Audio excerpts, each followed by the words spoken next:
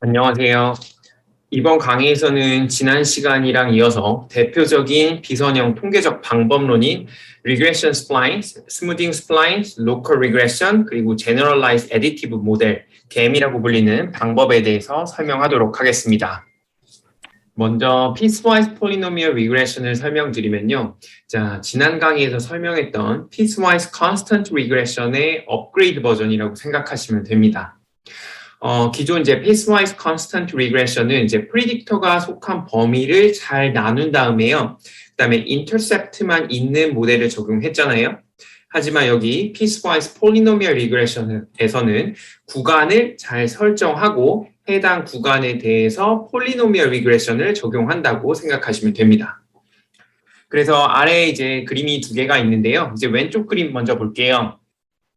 자, 이 데이터는 웨이지 데이터에서 에이지랑 웨이지, 소득 간의 관계를 나타낸 스캐터 플롯이고요. 구간을요, 이번에는 두 개만 나눠봤어요. 그리고 이때 나눠지는 요 지점을요, 우리 노트라고 부르거든요. 어떤 지금 보면 여기 보면 끈이 두 개처럼 보이잖아요. 그리고 여기에서 한번 매듭을 져야 되죠. 자, 그런 의미에서 여기를 노트라고 불리고요. 이 노트 설정도 굉장히 중요한데 이거 나중에 설명하도록 하고 이거 50으로 설정했다고 합니다.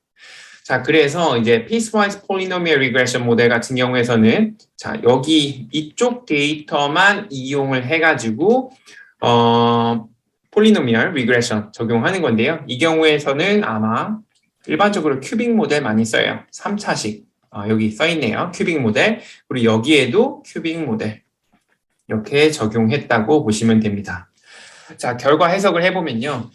기존에 우리 piecewise constant regression 모델 같은 경우에서는 20대에서 30대로 올라가고 40대로 올라갈 때마다 이렇게 상승하는, 임금이 상승하는 이 패턴 못 찾았었잖아요. 그거 찾으려면 구간을 더 잘게 잘랐어야 해요. 하지만 이 경우에서는 구간을 두 개밖에 나누지 않았음에도 불구하고 이렇게 상승하는 패턴을 잘 찾아내는 거 볼 수가 있고요. 마찬가지로 여기 piecewise constant regression은 이쪽 부분도 내려가는 패턴 못 찾았었죠. 근데 여기 보면 이 piecewise polynomial regression은요, 잘 찾아내는 거 볼 수가 있습니다. 물론 여기 내려갔다가 올라가는 이건 어떻게 해석해야 되냐? 뭐 이건 좀 한계라고 할 수가 있겠죠. 자, 그런데 뭐 이런 한계점을 도 그냥 괜찮다고 생각하더라도요. 이 piecewise polynomial regression은 치명적인 단점이 있죠. 그게 뭐냐면 이 노트에서 불연속이 발생한다는 거예요. 이걸 해석을 해보면요. 나이가 50일 때까지는요. 평균 임금이 대략적으로 여기 100K 정도 돼요. 뭐 그냥 100만 원 이렇게 표현할게요. 자, 그런데 갑자기 제가 50살 생일 딱 넘어가. 그래서 51 딱 됐어요. 그러면 갑자기 평균 임금이 150이 돼요. 그걸 어떻게 설명할 수 있을까요? 해석이 안 되죠. 이런 해석은 사실 납득하기가 굉장히 어려워요. 그래서 이런 불연속을 해결하는 방법이 있는데요. 그게 이제 오른쪽에 나타난 거예요. 일부러 이 두 점을요, 무조건 같게 만들어주는 큐빅 모델 두 개를 만들어내는 겁니다. 자, 이것도 뭐 그러면 적어도 이제 해석하는 데는 큰 무리는 없죠. 그래도 약간의 경향성이 내려갈 것 같았는데 갑자기 다시 올라가죠. 자, 이런 부분은 좀 해석하기 어렵긴 해요. 하지만 왼쪽보단 낫다. 그리고 이런 것들 해석 부분에서의 문제점을 해결한 것이 이제 대표적인 방법이 스플라인이 있습니다. 자, 이 부분은 조금 이따가 설명하도록 할게요. 루트가 하나인 piecewise polynomial regression 모델을 이제 써보면요. 이렇게 쓸 수가 있거든요. yi는요. 첫 번째 구간 xi가 10보다 작은, 앞선 케이스에서는 50이었죠. 50보다 작은 경우에 이제 3차 polynomial regression 모델을 이렇게 쓸 수가 있고요. 그 다음에 x, 나이가 50보다 크거나 같은 경우에서는 또 다른 이런 최고차항이 3차인 폴리노미얼 리그레션 모델 이렇게 쓸 수가 있습니다. 물론 이거 우리가 인디케이터 펑션 쓰면요. 한 줄로도 쓸 수가 있죠. 이 부분은 우리 퀄리테이티브 프리딕터가 있을 때 어떻게 모델을 쓸 수 있느냐 여기서 다뤘으니까요. 생략하고 넘어가도록 하고요. 또한 이제 구간이 여러 개일 때도요. 만약에 구간이 C보다 작은 경우, 어떤 C보다 큰데 D보다 작거나 같은 경우, XI가 또 D보다 뭐 큰 경우 이런 식으로 나누면 여기 또 한 줄 더 생기겠죠? 자, 이런 경우도 우리가 인디케이터 펑션 잘 활용해서 또 한 줄로도 적을 수가 있는데요. 이 부분도 여러분들이 직접 해보시기 바랍니다. 피스와이즈 폴리노미얼 리그레션에서는요, 여기 노트를 더 많이 쓰잖아요. 그러면 더 구불구불한, 더 플렉서블한 모델을 찾을 수가 있겠죠. 마찬가지로 이제 구간도요, 여러 개로 굉장히 잘게 쪼개면요, 어때요? 더 구불구불한 거 잘 찾을 수 있을 거고요. 또 우리가 여기 최고창을 여기서 D를 3으로 설정한 케이스잖아요. 그런데 이거 3 아니고요. 뭐 5 혹은 10 이렇게 두면 어때요? 더 구불구불한, 더 플렉서블한 패턴도, 그러니까 더 넌리니어한 패턴도 더 잘 찾아낼 수가 있게 됩니다. 자, 이제 그림 가지고 이제 좀 설명할 건데요. 자, 이 그림은 이제 스플라인의 결과예요. 첫 번째는 큐빅 스플라인의 결과고, 두 번째는 리니어 스플라인의 결과, 그리고 이 데이터는 똑같아요. 나이에 따라서 웨이지가 어떻게 바뀌는지 볼 거예요. 자, 스플라인이라고 아까 잠깐 설명을 했지만, 여기 노트에서 불연속이 일어나지 않게끔 만들어준 겁니다. 일부러. 자, 이렇게 보면 두 개 비교할게요. 큐빅 스플라인과 리니어 스플라인 비교하면 어떤 모델이 더 좋은 것 같아요? 어떠한 모델이 이러한 패턴을 더 잘 설명하는 것 같나요? 제가 보기에는 굳이 따지자면 이쪽이 더 나아요. 이렇게 상승했다가 멈췄다가 다시 하강하고 있죠? 임금이. 이게 조금 더 말이 된다고 생각은 들어요. 근데 리니어 스플라인도요, 뭐 그렇게 나쁘다고 생각은 안 들어요. 왜냐하면 이게 올라갔다가 어느 나이를 기점으로 해서 쭉 떨어지는 이러한 패턴을 잘 보여주고는 있죠. 그리고 큐빅 스플라인 같은 경우에서는요, 여기 총 그냥 단순히 계산을 할게요. 이거 몇 개의 파라미터를 추정해야 되는지는 뒤에 슬라이드에서 다루니까요. 여기서 그냥 간단하게 셀게요. 하나, 둘, 셋, 넷, 다섯, 여섯, 일곱, 여덟 개를 추정을 해야 돼요.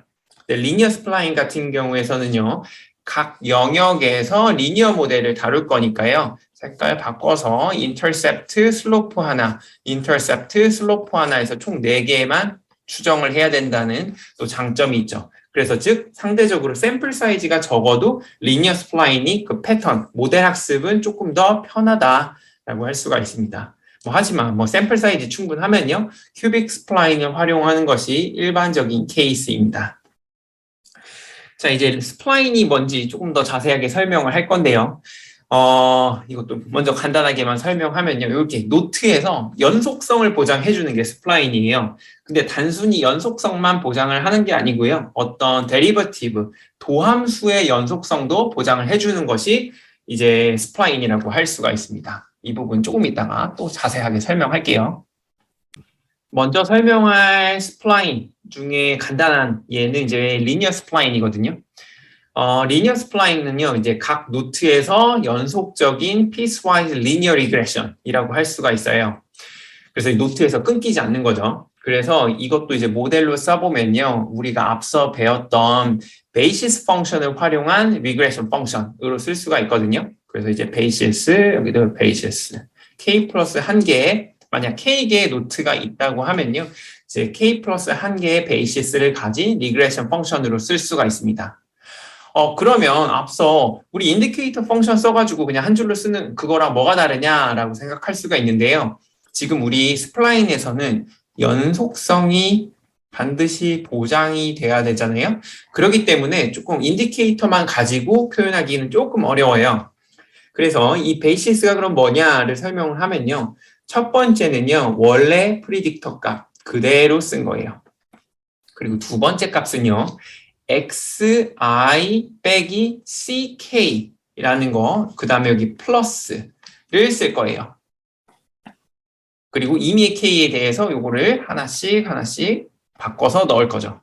그럼 이거 괄호 플러스 이건 뭘까? 이거는 파지티브 파트만 쓰겠다 이건거든요. 그래서 xi 빼기 ck가요 음수잖아요. 그럼 이제 0을 쓸 겁니다. 그리고 양수잖아요. 그럼 그 값을 있는 그대로 쓸 거예요. 그런 의미예요. 이 부분을 이제 그림으로 표현을 해볼게요. 여러분들이 왠지 이 괄호, 서브 플러스 요거에 대해서 익숙하지 않을 것 같아서 그냥 그려봤는데요. 이제 노트가 하나고요. 그 노트가 0.6에 있다고 가정을 할게요. 그러니까 아까 그 식에서 xi 빼기 ck가 있었죠? ck가 0.6인 케이스예요. 자, 이렇게 되면요. 원래 xi 플러스 이거거든요. 모델 자체는요.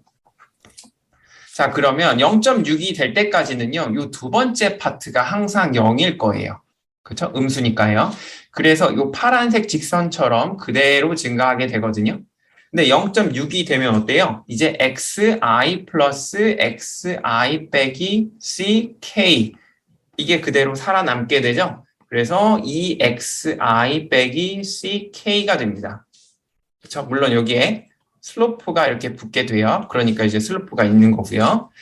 자, 그렇게 되면 이게 여전히 직선이에요. 근데 이 점을 기준으로 해서 우리가 새롭게 만들어준 새로운 슬로프가 나온 직선이겠죠? 그래서 이렇게 기존 파란색이 아니라 슬로프가 바뀐 직선을 볼 수가 있어요. 자, 아래 그림은요. 제가 기억하기로는 xi 빼기 ck를 나타낸 거예요. 그래서 즉 x가 0부터 0.6까지는요. ck가 0.6이니까 계속 0이에요. 그러다가 0.6부터는요. 이제 포지티브 밸류를 갖는 그 값을 표현한 그림이라고 생각하시면 됩니다. 자, 이번에는 이제 큐빅 스플라인에 대해서 설명할 건데요. 뭐 쿼드라틱 스플라인도 있는데 그건 그냥 넘어갈게요. 큐빅 스플라인 이해하면 그냥 똑같이 적용하시면 돼요. 자, 앞서 설명했던 리니어 스플라인에서는요. 각 구간에 리니어 모델을 적용했죠. 그리고 노트에서 연속이어라 요 제약 조건을 하나 추가한 거예요. 그럼 큐빅 스플라인은요, 각 구간에다가 우리 큐빅 모델을 적용할 거고요. 그리고 노트에서 연속이어야 되는데요. 그냥 점만 연속인 건 아니에요. 그랬다가는요, 이렇게 생겼던 패턴 기억하시나요? 갑자기 나이를 50 기준에서 떨어지고 있는 추세였는데 갑자기 올라가요. 그쵸? 이거는 기울기가 연속하지 않아서 발생하는 문제거든요. 그래서 우리는 앞으로 이 큐빅 스플라인에서는 데리버티브, 즉 기울기도 연속으로 만들어줄 거예요. 자, 그래서 이제 리니어 스플라인 같은 경우에서는 그냥 원 함수 fx가 연속이면 되는데 우리는 이제 두 번 꺾일 수 있는 큐빅 스플라인 이용하잖아요. 그래서 원 함수도 연속이고 한 번 미분한 함수도 연속이고 두 번 미분한 함수도 연속이다라는 제약 조건을 줄 겁니다. 뭐 같은 원리로 뭐 quadratic spline 같은 경우에서는 한 번 미분한 거 연속이다. 여기까지 제약 조건을 주겠죠. 자, 이게 이제 cubic spline이고요. cubic spline도요. 베이시스 펑션 잘 잡아서 모델로 쓸 수가 있는데요. 자, 그 경우에서는요. B1XI는 리니어 스플라인이랑 똑같이 XI 넣어주시면 되고요. 그 다음에 B2는요. 우리 기본적으로 3차까지는 넣어줘야 돼요. XI 제곱, XI 3승 이렇게 넣어주시고요. 그 다음에 부터는 어떻게 하냐면 BK 플러스 3의 XI는요. 기존에 우리 리니어 스플라인도 XI 빼기 CK 그냥 플러스, 서브 플러스 이거 썼었죠? 근데 이번에는 3승 넣은 플러스 그냥 써서 넣어주시면 돼요. 그래서 실제로 큐빅 스플라인이 추정하는 파라미터의 개수는요. 여기 인터셉트 하나, 그 다음에 큐빅 모델에 하나, 둘, 그 다음에 여기 B3에 해당하는 베타 3, 여기 3개. 그리고 나서 몇 개 더해요? 그 다음에 이제 1부터 K까지 총 K개 더하죠. 그래서 K 플러스 4개의 파라미터만 더 추정하면 됩니다. 그래서 원래 우리 구간별로 우리 큐빅 모델 적용하면요. 구간이 만약 2개다. 그러면 4개 플러스 4개. 첫 번째 구간에서의 인터셉트 그리고 슬로프 3개. 그 다음에 두 번째 구간에서 이만큼. 만약 구간을 우리가 3개로 쪼개면요. 또 4개. 이런 식으로 계속 곱하기로 증가하는데 큐빅 스플라인은 꼭 그렇지는 않아요. 여기 구간 하나 더 증가하면 어떻게 돼요?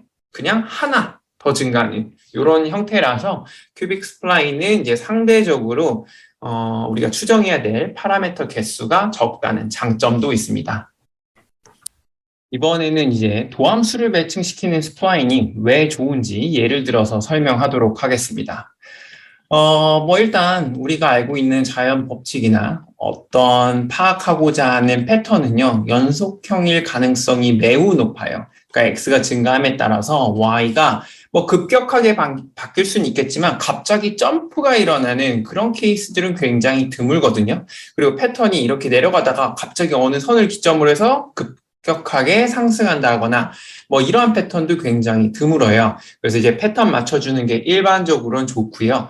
실제로 이제 underlying truth가 이제 이러한 점프가 발생하거나 혹은 뭐 패턴이 급격하게 바뀐다거나 그렇지 않는다면 여기 보여드리는 이제 스무딩 스플라인, 이 큐빅 스플라인이 굉장히 좋습니다. 자, 시뮬레이티드 데이터를 통해서 이걸 좀 확인을 해볼 거고요. 여기 시뮬레이션에서 활용한 true 펑션은요. 이게 3차식입니다. 3차식. 파란색으로 표현되어 있어요.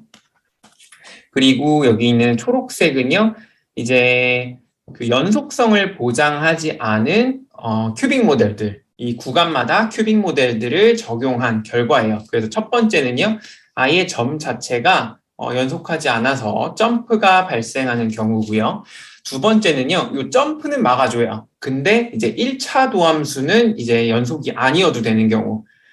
그리고 두 번째는 이제 1차 도함수만, 원래 fx도 이제 연속이고 1차 도함수도 연속이게 만들어준 경우, 그리고 세 번째가 우리 방금 설명했던 그 큐빅 스플라인 2차 도함수까지 연속인 케이스를 말합니다. 자, 여기서 우리가 원하는 건요, 사실 데이터 포인트를 잘 관통하는 뭐 곡선 찾기 이거라기보다는요, true 펑션, 이 파란색 곡선을 우리가 추정한 초록색 곡선이 얼마만큼 비슷하게 찾아내느냐 이거거든요.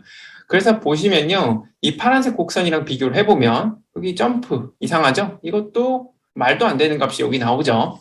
자, 두 번째 포인트 내에서 연속.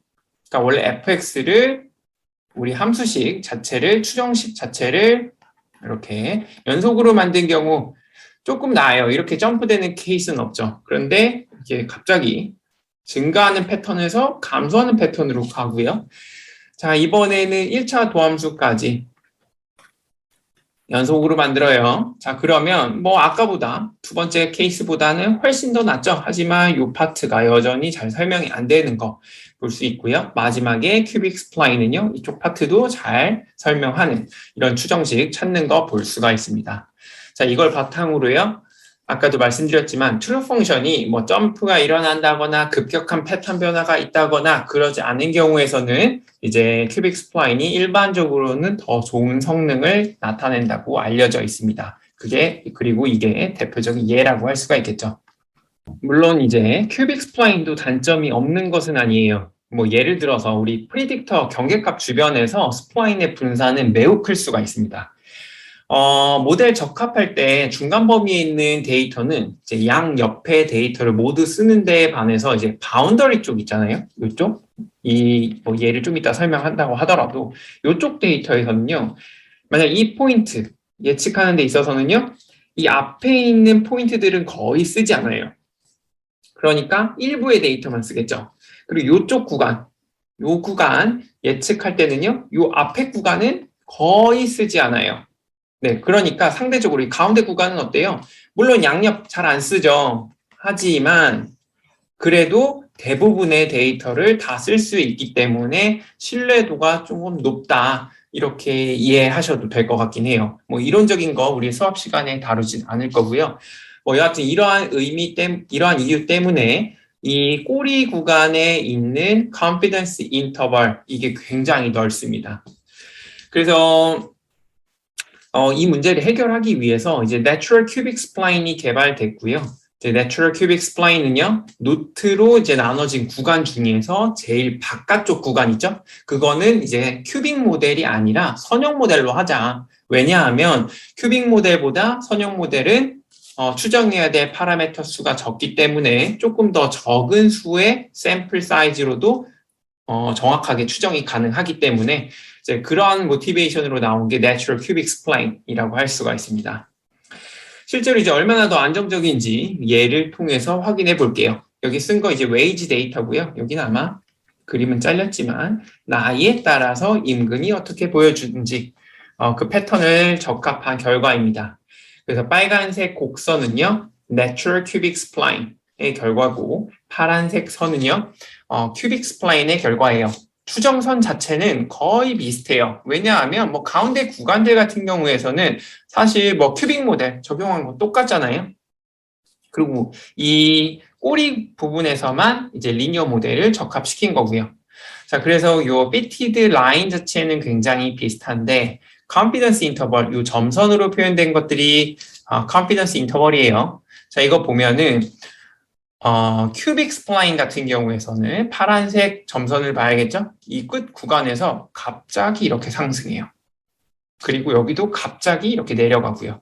그래서 요 인터벌 레인지가 길죠. 길다는 말은요, 우리가 확신할 수 없다. 내가 여기 추정한 요 predicted value 혹은 fitted value가 얼마나 정확한지 알 방법이 없다. 이거랑 사실상 똑같아요. 그럼 이걸 줄이면 좋겠죠? 그 줄이는 방법으로 나온 게 이제 natural spline, natural cubic spline이니까 그거의 결과를 보시면요. 여기 빨간색 보시면 훨씬 더 좁아진 거 볼 수 있죠. 그리고 갑자기 여기 큐빅 스플라인 같은 경우 올라갔다 내려갔다 이런 걸 해요. 그리고 왼쪽 첫 번째 꼬리 파트도 보면요. 내려갔다 올라갔다 이러죠. 이 부분이 잘 설명이 안 돼요. 그렇죠? 근데 Natural Cubic Spline 같은 경우에서는 뭐 그러한 패턴이 상대적으로 좀 적죠. 그리고 오른쪽 마지막 꼬리 파트 보면은 뭐 굉장히 안정적이라고 볼 수가 있죠. 물론 이렇게 극단적으로 마지막 observation에 대해서 이렇게 큰 거는요, 우리 어쩔 수는 없어요.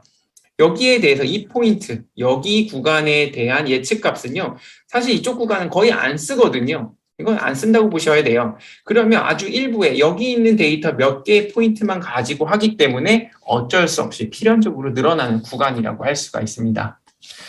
뭐 자세한 내용은 우리가 증명하면서 보면 납득하기가 조금 더 쉬우실 텐데요.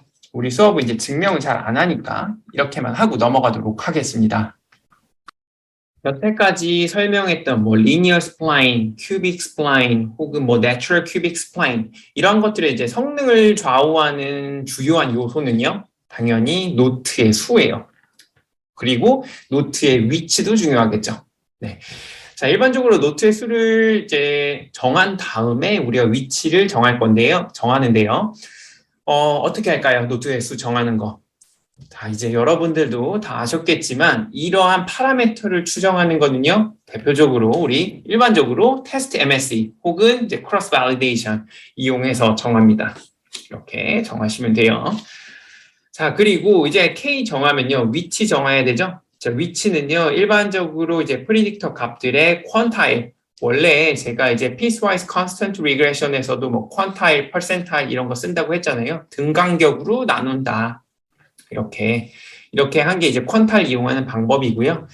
뭐 근데 조금 더 accuracy를 좀 높이기 위해서는요. 어떤 소프트웨어들은 각자의 방법들이 있어요. 근데 이 방법들은 좀 휴리스티컬리, 그러니까 경험적으로 하는 것도 있고요. 이론적으로 증명이 안 되는 파트도 많고요. 좀 너무 복잡해가지고 이건 그대로 넘어가도록 할게요. 근데 어떠한 방법을, 뭐 어떠한 기준을 바탕으로 위치를 정하는 방법이 있기는 하구나 정도만 받아들이셔도 될 것 같아요.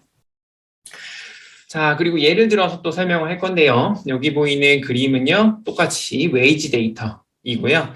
그 다음에 여기 파란색 곡선은요, 폴리노미얼 리그레션의 결과예요. 이때 최고차 수를 15, 그러니까 파라미터 개수는 총 16개를 쓴 경우인가 봐요. 자, 그리고요, 여기 있는 Natural Cubic Spline의 결과는요, 이게 빨간색으로 표현이 되어 있고요. 그 다음에 노트의 수를 잘 나눠가지고 똑같이 파라미터의 개수를 16개만 썼다고 해요. 그래서 Degree of Freedom이 15니까 뭐 그런 의미라고 보시면 돼요. 자, Degree of Freedom도 책에서는 조금 자세하게 설명이 되어 있긴 한데요. 우리 강의 시간에서는 다루진 않아요. 그냥 Degree of Freedom을 모델 Complexity 정도다라고만 생각하셔도 되고요. 그 다음에 모델 컴플렉시티는 number of parameter, 우리가 추정해야 된 파라미터의 수로도 결정이 나죠. 그래서 이런 숫자에 의해서 정해진다라고 받아들이셔도 됩니다. 뭐 여하튼 간에 이제 이 그림에서 원하는 거는 두 개의 방법, 비교해요. 폴리노미얼 리그레션은 넌리니어 패턴 잘 찾아낸다고 했는데 실제로 잘 찾아내는지 볼게요. 자, 꼬리 파트 안 좋죠. 자, 가운데 파트는 괜찮아요. 사실상 뭐 빨간색이랑 파란색의 차이가 거의 없죠. 자, 파란색 꼬리 파트 여전히 안 좋습니다. 이러한 문제점이 있고요. 자, 내추럴 큐빅 스플라인은요. 뭐 약간 오르락 내리락 하는 건 있지만 이런 건 사실 폴리노미얼 리그레션의 결과도 똑같이 존재해요. 하지만 꼬리 파트에서 훨씬 더 안정적인 결과 주고 있는 거 보이죠? 자, 그 주요한 이유는 앞서 설명한 대로 내추럴 큐빅 스플라인 여기를 선형 모델로 적합하기 때문에 그렇습니다. 이번에 소개할 방법은요, 스무딩 스플라인이고요. 이 스무딩 스플라인은 이제 앞서 설명했던 뭐 리니어 스플라인, 큐빅 스플라인, 내추럴 큐빅 스플라인 이런 거랑은 약간 다른 개념이에요. 아까 그 스플라인에서는 이제 노트 이렇게 수 정하고 위치 찾아서 이 구간별로 큐빅 모델 적용한다 뭐 이런 내용이었잖아요. 네, 그럼 이거는 스무딩 스플라인은 그러한 개념은 아니고요. 사실 라쏘랑 리치 리그레션이랑 굉장히 유사하다고 보시면 돼요. 라쏘 리치 리그레션에서는 사실 이제 RSS를 미니마이즈 시키면서 동시에 베타 값에다가 페널티를 줘서 모델을 굉장히 심플하게 만드는 게 주 목적이었잖아요. 그렇지만 이제 리치 리그레션은 이제 다루는 게 리니어 모델밖에 없었어요. 그러니까 일반적인 함수 G가 아니고요. 리니어 펑션 중에서 가장 좋은 베타 값을 갖는 그 함수를 고르는 게 리치랑 라쏘라고 하면요. 스무딩 스플라인은요. 일반적인 모든 뭐 이렇게 된 함수까지 다 포함한 G라는 함수 중에서 이제 RSS를 최소화시키고요. 동시에 뒤에 있는 2차 도함수를 적분한 값, 러프니스 페널티도 최소화시키는 뭐 그러한 함수를 찾는 게 스무딩 스플라인이라고 할 수가 있습니다. 자, 이 모델에서요. 만약에 러프니스 페널티가 없으면요. 우리 지금 직선만 고려하는 게 아니잖아요. 그래서 x, y 이렇게 있고 이렇게 있다고 할게요. 그 직선만 찾는 게 아니니까요. 우리 이렇게 막 왔다 갔다 하는 거 된다고 했죠? 그래서 이렇게 러프니스 페널티가 없으면 이 g라는 펑션은요. 이렇게 생겨있는 어떠한 뭐 그 중에 하나인 펑션을 골라낼 가능성이 매우 높습니다. 사실 매우 높은 게 아니고 그것밖에 안 찾겠죠. 이거 0으로 만드는 게 최고 좋으니까요. 자, 그러면 러프니스 페널티가 그럼 필요한 이유는 알겠는데 그럼 왜 이런 식으로 2차 도함수를 적분의 형태로 넣었을까를 우리가 해석을 해보면요. 자, 페널티 텀 요거는요. 단순히 이제 전체 범위 x 값이 가질 수 있는 전체 범위에서 함수 g't의 총 변화를 측정한 거예요. 그렇죠? 만약에 함수가 굉장히 이제 뭐 선형 모델처럼 매끄럽다고 하면요. 이 G'T는 어때요? 상수죠? 네. 리니어 모델에서는 혹시나 해서 설명을 하면 이렇게 돼 있는 건데 한번 미분하면 베타 1만 남겠죠. 그렇죠? 네, 이렇게 상수가 되고요. 만약에 굉장히 왼쪽에 그려놓은 것처럼 이렇게 되면요. 이 G'T가요. 점프도 하고 굉장히 큰 값도 가졌다, 작은 값도 가졌다 이러겠죠? 네, 그래서 이제 G'T가 큰 값도 가질 수 있기 때문에 여기 뒤에 있는 러프니스 페널티가 굉장히 큰 값을 갖게 됩니다. 따라서 이 파트가 결국에는 우리는 이것도 미니마이즈 시키는 게 목적이잖아요. 기본적으로 RSS 데이터 포인트들을 잘 설명하는 RSS가 작은 것도 선호하지만 되도록이면 리니어에 가깝게 혹은 조금의 변화만 있는 함수를 골라내라. 이게 바로 스무딩 스플라인입니다. 이론적으로 이제 문제를 풀어보면요. 이제 이 솔루션은요. 프리딕터 xi, 모든 observation xi의 값에서 노트를 정했을 때의 내추럴 큐빅 스플라인이랑 똑같습니다. 뭐 근데 증명은 또 넘어가도록 하고요. 뭐 여하튼 간에 이 모델에서 러프니스 페널티의 역할이 굉장히 중요하고 그 가중치를 결정해 주는 게 이 람다예요. 그리고 이 람다를 우리는 튜닝 파라미터라고 부를 거예요. 자, 이거는 이제 위치 리그레션이랑 라쏘에서도 똑같이 썼던 거죠. 자, 라쏘에서는 람다가 0이면 페널티를 안 주겠다는 뜻이에요. 여기도 똑같습니다. 그래서 람다가 작으면요, RSS 미니마이즈가 더 중요한 거죠. 따라서 굉장히 구불구불한 함수식이 나올 가능성이 높고요. 그리고 람다가 굉장히 커서 무한대에 가까우면요, 이 러프니스 페널티 이쪽 파트가 훨씬 더 중요해지죠. RSS 미니마이즈 시켜주는 것보다.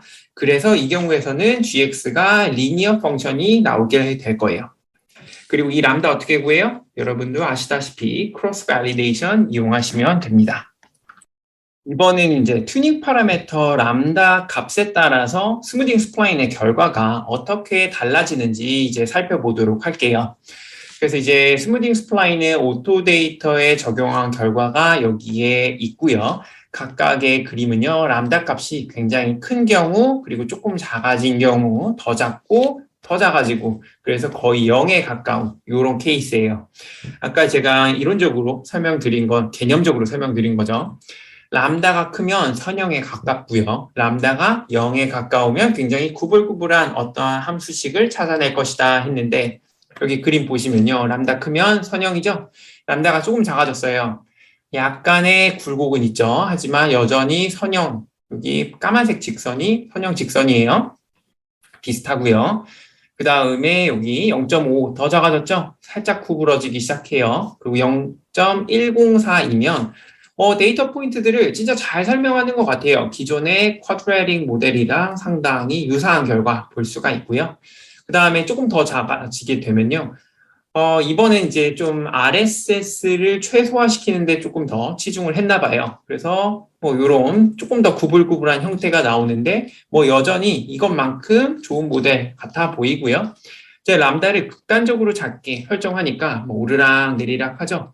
여기 보이는 마력, 힘과 연비 사이의 관계가 이럴 리가 없죠. 이건 이제 overfit 되었다라고 생각을 할 수가 있죠. 그러면 이거는 상대적으로 underfit 된 거고요. 그래서 적절한 람다를 구하는 것이 이제 스무딩 스플라인의 좋은 결과 혹은 액큐러시를 높이는 길이라고 할 수가 있습니다. 자, 이번에는 이제 똑같이 이제 스무딩 스플라인의 결과가 웨이지 데이터에 적용했을 때 람다 값에 따라서 어떻게 변할까 이걸 보는 건데요. 빨간색은요, 우리가 그냥 디그리 오브 프리덤을요, 16으로 고정시켜 놓은 거예요. 그래서 이거에 맞게 이제 람다 값을 찾은 거고요. 이제 두 번째는요, 우리가 LOCB, 리브 원아웃 크로스 밸리데이션을 활용해서 람다, 최적의 람다 값을 추정한 다음에, 스무딩 스플라인을 계산해 보니까, 디그리가 6.8이 나온다고 해요. 자, 두 개의 결과 보면요, 어때요? 거의 비슷하죠. 그런데 조금만 더 자세하게 보면요. 파란색 곡선보다는 빨간색 곡선이 조금 더 구불구불한 거. 당연한 결과죠. 이게 16이니까요. 자, 그래서 이제 람다 선택 굉장히 중요하고요. 이렇게 LOCB 같은 크로스 밸리데이션 기법으로 찾았을 때 좋은 결과를 내는 거 볼 수가 있습니다. 물론 이거 설명을 앞서서 계속 했으니까 그냥 넘어가는 건데 여기서 상승 패턴, 유지, 하강 패턴 이걸 잘 찾아낸다는 뜻이에요. 이번에 소개할 방법은요, 로컬 리그레션인데요. 이제 로컬 리그레션 같은 경우에선 이제 앞서 설명했던 스플라인이랑도 또 다른 개념이에요. 이건 이제 슬라이딩 웨이트라는 함수를 사용해서요, X의 범위에 대해서 이제 웨이티드 리스트 스퀘어로 이제 모델을 적합하는 방법입니다. 조금 더 자세하게 설명하면요, 이제 스플라인에서는 우리 기존 데이터 모두 쓰지 않고 이제 보면 어떤 구간을 딱 잘라내요. 그래서 이 구간에서 이 패턴을 찾아낼 때는 이 구간 내에 있는 모든 데이터를 쓰는 거예요. 그렇죠? 네, 로컬 리그레션은요. 이렇게 쓰면 내가 추정하고자 하는 점은 여기인데 가까운데 여기 이런 포인트들은 가까우니까 분명히 나를 예측하는 데 도움이 될 거지만 여기 먼 데 있는 이런 포인트들은 상대적으로 도움이 안 될 것이다 이런 생각을 하는 거예요. 그래서 이제 가중치를 줍니다. 있는 그대로 쓰는 게 아니고요. 그래서 요 가까운 데는 있는 그대로 1만큼의 가중치를 주어서 쓸 거고요. 이제 먼 데는 너무 머니까 한 0.01의 가중치만 주는 거죠. 그래서 즉 우리가 여기 직선이라고 하면요. 이 베타 제로랑 베타 1을 추정하는 데 있어서요. 이 모든 observation들이 똑같이 equally contribute 하는 게 아니고 가까운 게 더 많이, 먼 거는 조금, 뭐 극단적으로 이렇게 멀잖아요. 그럼 거의 0에 가깝게 뭐 이렇게 주는 게 우리 local regression이라고 할 수가 있습니다. 여기 그림을 조금 더 설명을 하면요. 이제 그림에 노란색 종 모양, 뭐 정규분포 같이 생긴 게 있죠. 자, 이게 바로 이제 할당된 가중치를 나타낸 그림이라고 볼 수가 있어요. 그래서 이 점을 기준으로 해서 보면, 자, 가까우면 가까울수록 웨이트를 이만큼, 이 높이만큼 주는 거고요. 멀면 웨이트를 이 높이만큼 거의 0에 가까이 주는 거예요. 그래서 이 웨이트 모델, 사실은 더 확장하면 0이겠죠, 이렇게. 그래서 여기 구간 바깥에 있는 observation들은요, 이 점을 추정하는데 전혀 도움을 안 줍니다. 자, 그렇게 만들어 놓은 게, 그러니까 이제 observation에다가 weight를 줬으니까 우리 이거를 weighted least square라고 우리가 생각을 할 수가 있고요. 그리고 그 대표적인 케이스가 이제 local regression이라고 할 수가 있습니다. 방금 설명한 개념을 이제 수도코드로 이제 나타내면요, 이렇게 되거든요. 자, 먼저 전체 데이터 중에서 몇 개의 포인트를 쓸지 fraction number, S를 결정해야 돼요. 사실 이거 KNN이랑 굉장히 비슷하잖아요. KNN에서도 우리 내 주변 포인트 K개만 쓰겠다라는 거랑 굉장히 유사한 거예요. 자, S개만 쓸 거예요. 자, 그래서 이 S가 아까 봤던 그 그림에서 노란색 정규분포 같이 생겼던 이 폭을 결정하는 거예요. 이 폭의 길이가 S. 그래서 이제 S가 작으면요, 어떻게 되겠어요? 나 추정하는데, 어떤 포인트 추정하는데, 바로 옆에 것만 쓰겠다는 거니까, KNN이랑 유사하게, 굉장히 구불구불하게, 이러한 모양이 나오겠죠. KNN 이런 거였죠? KNN은 이제 리그레션을 안 쓰니까, 엄밀히 따지면 다른 거고요. 자, 그래서 S가 작으면 구불구불한 거. S가 굉장히 크면 어때요? 모든 데이터 다 쓰겠다는 뜻이죠? 그래서 이 경우에는 OLS랑 똑같게 됩니다. 자, 그리고 나서는 이제 주어진 포인트 X0 주변에 이 S를 기반으로 해서 이 커널을 계산할 거거든요. 자, 이것도 이제 미리 설정을 해야 돼요. 자, 커널을 기반으로 해서 가까우면요, 높은 값, 멀면 작은 값, 즉 이제 거리에 따른 웨이트를 설정해 주는 함수라고 보면 돼요. 뭐 유클리디안 디스턴스 이런 거 쓰셔도 되고요. 뭐 또 다른 거 쓰셔도 상관은 없습니다. 어떠한 커널이든 쓰면 합당한 거라면 그냥 쓰시면 돼요. 자, 그래서 이게 웨이트까지 구했죠? 자, 웨이트 구하면 이제 weighted least square regression 쓰시면 되는데 혹시 이거 처음 들어보시는 분들을 위해서 또 설명을 하자면요. 기존에는 우리 리니어 모델이 arg, mean, 이 RSS를 최소화시켜주는 베타 값을 찾는 게 목표라고 하면요. 각각의 observation에 대해서 이제 weight를 곱해주는 거예요. 그래서 어떤 weight는 0일 수도 있겠죠? 그러면 그 RSS에 해당하는 residual error라고 표현할게요. 에러는 크더라도 무시하겠다라는 것과 똑같습니다. 자, 이렇게 해서 우리 베타 값 추정하면요. 그걸 기반으로 해서 우리 fitted value 혹은 predicted value를 이렇게 추정을 할 수가 있습니다. 앞서 수도 코드에서 봤듯이요. 먼저 설정해야 되는 게 두 가지나 있어요. 하나가 S. 사실 모델 컴플렉시티를 결정해 준다는 측면에서 이거 중요하고요. 근데 이거는 사실 조금 쉬워요. 여기 span S. 이거는 그냥 크로스 발리데이션 쓰면 되거든요. 그러면 어려운 부분이 뭐냐? K, 커널 정하는 게 굉장히 어렵습니다. 하지만 이것도 이제 관련 분야 데이터 분석 그 결과물들을 보시면요. 일반적으로 사용하는 그러한 데이터, 뭐 기상 데이터면 어떠한 커널을 쓰고요. 어떤 공간 데이터면 어떤 커널을 쓰고요. 뭐 바이올로지 데이터면 어떤 커널을 쓰자 하는 암묵적인 합의들은 있거든요. 그거를 잘 찾아서 쓰시면 됩니다. 이 커널은 사실은 이제 S 같은 경우에는 우리가 잘게 쪼개서 인터벌을 뭐 0부터 10 사이에 0, 1, 2, 3 뭐 이런 식으로 해서 많은 값들을 대입한 다음에 테스트 MSE 혹은 크로스 밸리데이티드 MSE 구해가지고 가장 작은 거 그냥 한 값 고르면 되잖아요. 근데 커널은 그런 식으로 이런 컨티뉴스 케이스가 아니거든요. 그러다 보니까 이게 크로스 밸리데이션으로 구하기가 매우 어렵습니다. 또 어려운 게 하나 더 있는데요. 뭐 어렵다기보단 이것도 이제 크로스 밸리데이션으로 찾을 수는 있는데 아까 설명했던 거는 사실 이제 웨이트 정해주면 웨이티드 리스트 스퀘어 그 방법을 쓰면 된다고 했죠. 근데 사실 리니어 모델, 컨스턴트 모델, 쿼드라틱 모델, 뭐 큐빅 모델 어떤 거든 적용 가능하거든요. 그러니까 자, 이것도 이제 모델 어떤 거 쓸지 잘 정하셔야 되고요. 이거는 사실 폴리노미얼 리그레션에서 최고 차수 정하는 거랑 똑같아요. 그래서 크로스 밸리데이션으로 이것도 우리가 정하실 수가 있어요. 즉 이제 커널만 좀 여러분들이 다른 쪽에서 사전 정보를 기반으로 해서 고르셔야 합니다. 앞선 방법들하고 똑같이요. 이제 로컬 리그레션, 웨이지 데이터에 적합해서 그 결과물 보도록 할게요. 자, 여기 보시면은 처음에 임의로 스팬을 0.2로 정한 거랑 0.7로 정한 거예요. 이게 훨씬 더 플렉서블한 모델이죠. 그럼 이거는 상대적으로 심플러. 예요. 그래서 뭐 디그리 오브 프리덤이 뭐 복잡하니까 16.4, 여긴 5.3 이렇게 되어 있다고 하고요. 자, 여기 피티드 커브 보면요. 빨간색이 좀 더 구불구불한 거 확인할 수 있죠? 뭐 예상했던 결과고요. 그리고 이 둘 다 패턴을 잘 찾아내고 있죠. 나이가 초반에 증가할 때 임금 상승하고요. 플랫 유지되다가 감소하는 이 패턴 잘 찾아내는 거 볼 수가 있습니다. 하지만 이제 조금 더 매끄러운지 어떤 게 더 좋냐 이런 것들은 이제 마찬가지로 크로스 밸리데이티드 MSE 이용해서 두 모델 중에 좋은 거 고르셔야겠죠.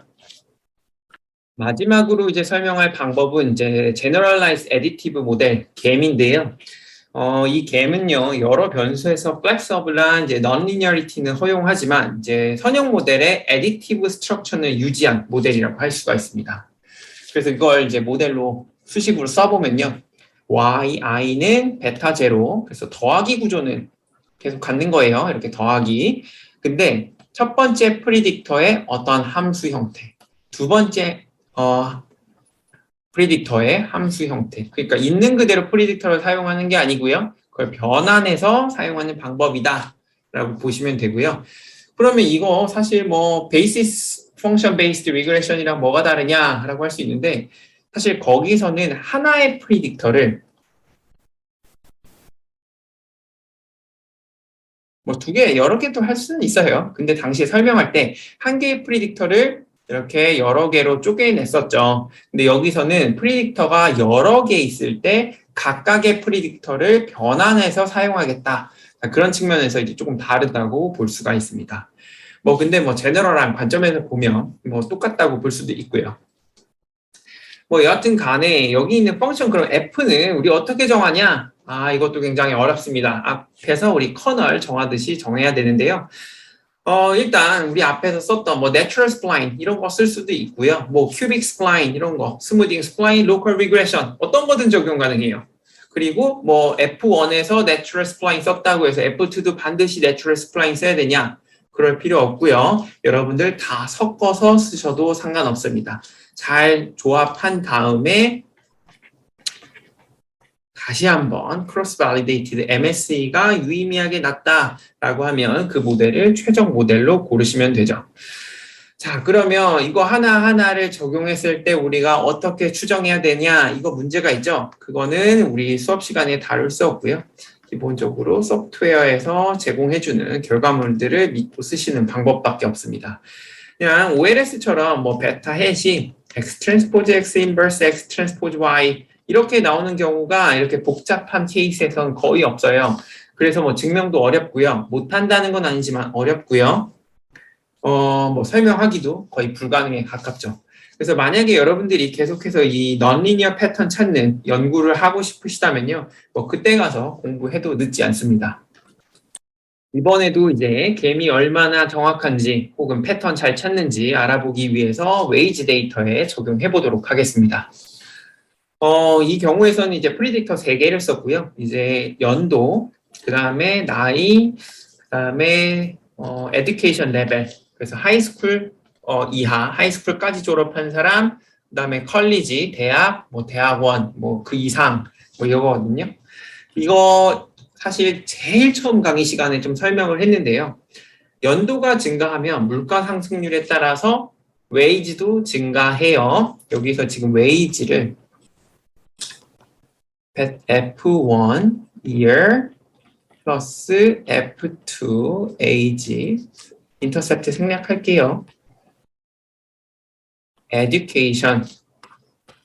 자, 이렇게 우리가 해석을 할 수가 있죠. 그래서 인터랙션 텀을 전혀 고려하고 있지 않기 때문에 이어가 변하면 이제 나머지 변수들이 다 고정될 때 웨이지에 어떠한 영향을 미치는가 이렇게 해석을 할 수가 있거든요. 그래서 그렇게 이제 바로 해석을 해보면요. 자, 이 결과물은 참고로 빨간색은 당연히 겜의 결과물이고요. 그리고 F1은요. Natural Spline 썼다고 하고요. 마지막만 Separate Constant, 그러니까 Piecewise Constant Regression 이거 썼나 봐요. 네, 그렇다고 합니다. 물론 이제 다른 조합도 하면 더 좋은 게 나올 수도 있는데 이게 최적 조합이었나 봐요. 책에 따르면요. 그래서 이걸 보면 해석을 해보면요. 첫 번째는요. 연도가 상승함에 따라서 웨이지도 상승하는 패턴 잘 찾는 거 볼 수 있고요. 두 번째, 나이대별로 여기 40살까지는 이제 웨이지가 급상승하는 거 찾고 그 다음에 조금 감소하다가 나이 60부터 급격하게 감소하는 이것도 이제 설명 가능한 패턴이다라고 할 수가 있고요. 에듀케이션 레벨도 이제 공부 많이 한 사람들, 높은 학위를 갖고 있는 사람들이 웨이지가 일반적으로 높다는 걸 우리가 스캐터 플롯 혹은 박스 플롯으로 확인을 했었잖아요. 자, 이것도 보시면은 그러한 경향성을 잘 파악하고 있는 거 우리가 볼 수가 있습니다. 자, 이제 마지막으로 이제 겜 장단점 소개하도록 할게요. 겜은요 굉장히 플렉서블해요. 그래서 액큐러시 측면에서 너무 굉장히 좋다. 다른 걸 다 압도할 만큼 좋다. 이렇지 않을까 하겠지만요. 그래서 이제 장점 보시면요. 이제 비선형 함수 fj를요. 각 프리딕터 xj에 적합할 수 있기 때문에 굉장히 플렉서블하다. 이런 말을 하고 있고요. 그리고 겜은 애디티브 모델이니까요. 제가 앞서서 굉장히 쉽게 설명을 했잖아요. x가 변할 때 age가 어떻게 변하는가. 그래서 이제 개별적으로 우리가 해석할 수 있다는 장점이 있습니다. 그리고 이제 비선형 함수로 적합하면요. 반응 변수 y를 더 예측할 가능성이 있겠죠. 실제 true 펑션 fx가 non-linear면요. 그러니까 1번, 3번 합쳐가지고 예측 정확도가 높다. 왜? 플렉서빌리티가 높으니까 라고 할 수가 있는데요. 단점 있습니다. 이 단점이 사실 너무 크죠. 겜은요, 일단 인터랙션을 고려 안 해요. 그러다 보니까 이제 중요한 인터랙션, 시너지 효과, 이런 거 놓칠 가능성이 매우 높고요. 그 다음에 이렇게 플렉서블한 모델의 단점이 뭐예요? 요구되는 샘플 사이즈가, 샘플 수가 굉장히 많습니다. 그래서 샘플 수가 적다라고 판단이 되면 겜이 설령 우리가 이렇게 적용해서 학습은 가능할지언정 정확도를 보장할 수가 없습니다. 이제 강의 요약하고 수업 마치도록 할게요. 자, 오늘 강의에서는 이제 비선형 통계적 방법론 두 번째를 이제 설명했고요. 오늘 설명한 거는 이제 스플라인에 대해서 설명을 했죠. 리그레션 스플라인이고요. 여기에서는 이제 세 가지를 설명했어요. 리니어 스플라인. 그리고 참고로 스플라인은요, 구간 쪼갠 다음에 구간에서 연속성 보장을 해라. 그리고 만약 큐빅 스플라인이면요, 2차 도함수까지의 연속성을 보장해라. 라는 방법입니다. 그리고 큐빅 스플라인에서 멈추는 게 아니고요. 실제로는 더 복잡한 모델도 적용은 가능해요. 하지만 이제 큐빅 스플라인의 단점이 뭐였죠? 마지막 구간에서의 그 정확도가 너무 떨어져서 컨피던스 인터벌이 지나치게 벌어지는 문제가 있었죠. 그래서 마지막 구간에서는 리니어 모델을 적용해라 하는 게 Natural Cubic Spline.